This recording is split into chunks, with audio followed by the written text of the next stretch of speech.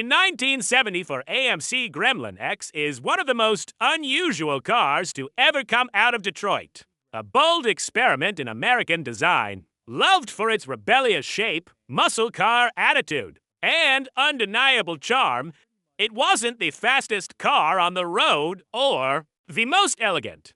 But it carved out a place in history with its daring style, compact size, and unmistakable personality. Here are 7 peculiar facts about the Gremlin X you may have never heard, or perhaps just forgot. The Gremlin X came with an optional rear hatch, but calling it a hatchback might be generous.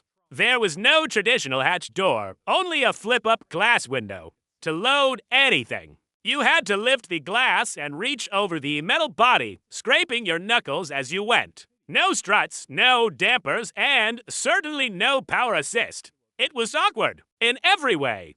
Yet, that crude design became part of the Gremlin's oddball appeal. It didn't care about trends, it did things its own way. And for many owners, that stubborn practicality was exactly what made it lovable.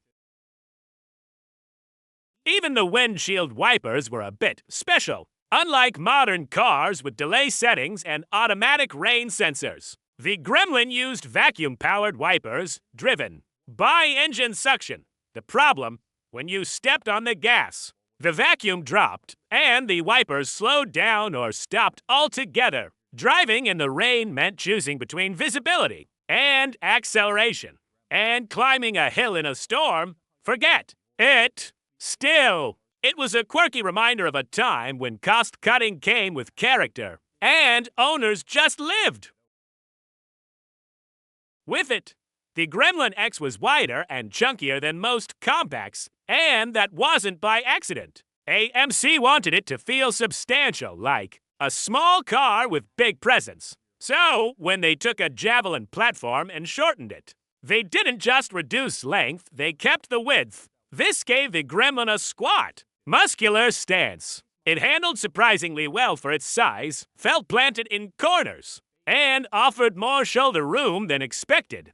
In an era of boxy economy cars, it looked like a hot rod on a diet, which was exactly the point. Perhaps its most old-school feature was its carbureted V8. That's right, this little car could be fitted with a 304 cubic inch V8. While most compacts focused on fuel economy, the Gremlin X offered raw grunt. It wasn't refined, and it certainly wasn't quiet.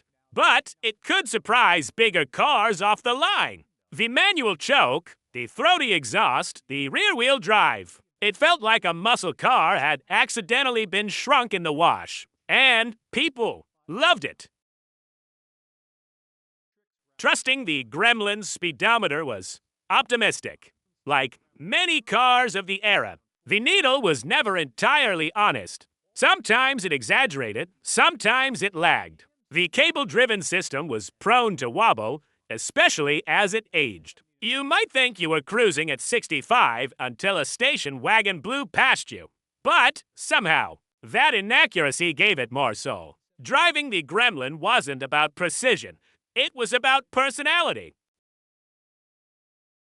While the Gremlin X is mostly remembered as a street machine, AMC actually used it for utility too. Fleet versions were sold with minimal features, aimed at delivery and service industries. No stripes, no fancy wheels, just steel bumpers and vinyl seats. They were light, cheap, and easy to repair. You could even find them branded with logos, buzzing around cities like tiny business warriors. These stripped-down Gremlins are rare today, but they remind us that even the oddest cars had serious jobs.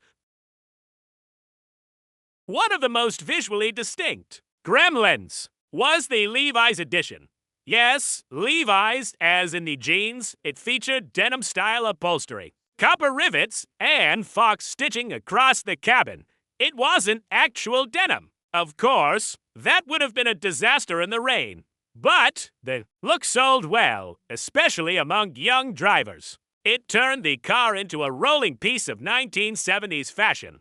Part transportation, part lifestyle statement. And today, surviving Levi's Gremlins are among the most collectible. It's one of automotive history's greatest contradictions. The Gremlin was designed by AMC's engineers to be practical, yet it ended up as a counterculture icon. The people who bought it didn't care about MPG charts or trunk space. They wanted something different. The Gremlin X wasn't perfect, but it was bold, unapologetic, and completely original. And in the end, that's exactly why it became unforgettable.